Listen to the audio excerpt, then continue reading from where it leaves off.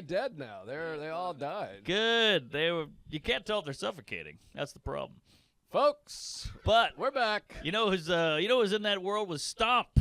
Stomp is similar, right? Yes. Stomp, I think, was before Blue Man Group, I believe. Stomp is the basketballs and the trash cans and the dildo. They're just slapping dildos off each other's head. Right. A lot of garbage. They were Are You Garbage before. That was the original Are You Garbage. Check out the new Are You Garbage special, by the way, on YouTube. It's a hoot. Route 66. My friends and I did our own version of Stomp, and it's one of the hardest I ever laughed. Oh, not really? not as a show, but like just in my living room at a hang, dead sober, like junior year in high school. We were teenage boys, and whatever. I had a couple of bottle cap, whatever. I started doing a thing, like kicking a beat, and then my buddy started closing the fridge, and then this kid, Chris Gay, who was tortured because his last name. My father's gay. But he was that was his middle name, Chris, my father's guy. He was a great guy and hilarious, a very talented musician, just a good buddy, and he stayed at my house. My parents, let me just side note real quick. This is the nightmare of having children. Yes, I've been there. I had in high school, this kid, Chris Gay, his parents were moving to Cape Cod, but we lived in Whitman. Okay. And he had a whole year of high school, and he's like, I can't commute from Cape Cod. And I said, hey, I'll tell you what, you stay with us. Wow. And he's like, are you sure? And I was like, of course. My sister moved out. You stay with me. Yeah, but your dad can actually go, I don't want that gay in my house. Literally. And here's the thing, because I'm a piece of shit, and I don't like confrontation or serious conversations. I just never told my parents. Wow. And so he shows up, lock, stock, and barrel, with 2 duffel bags, a backpack, a chicken on his head, and his eyes taped back, and goes, oh, I'm here to stay. And I go, that's a classic bit. And my parents go, what's going on now? Yeah. I swear to God. And I should have really write them an apology. How old were you?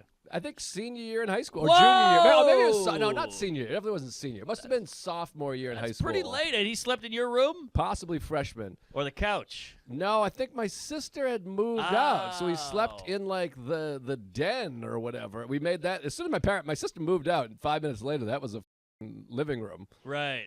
That's how it goes. I believe I'm remembering that correctly. And literally, he showed up with his suitcase and bags and all his and my parents are like, what is going on? And I was like, oh, I think I forgot to tell you he lives with us now. What a nightmare. Not only you're wiping boogers on the wall, you're jizzing on all the socks, and now you got a gay in your bedroom. A literal gay, and they were furious. Yeah, sure. And his parents were like, thank you so much. We couldn't thank you enough. This is great. Yeah. And my parents were like, okay.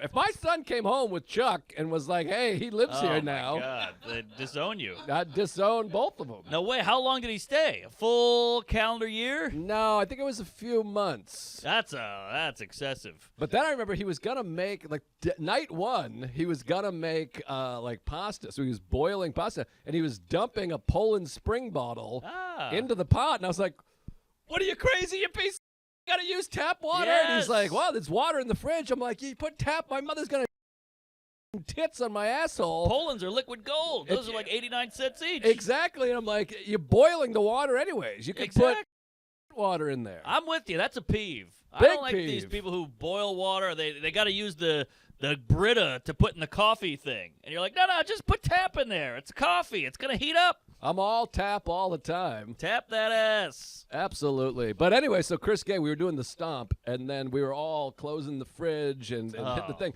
And then he took the little faucet thing that pulls out like a hose? Yeah, I love the hose. He took that out and he just started spraying it across the floor. Rose before hose. So he's going, and it would hit the water.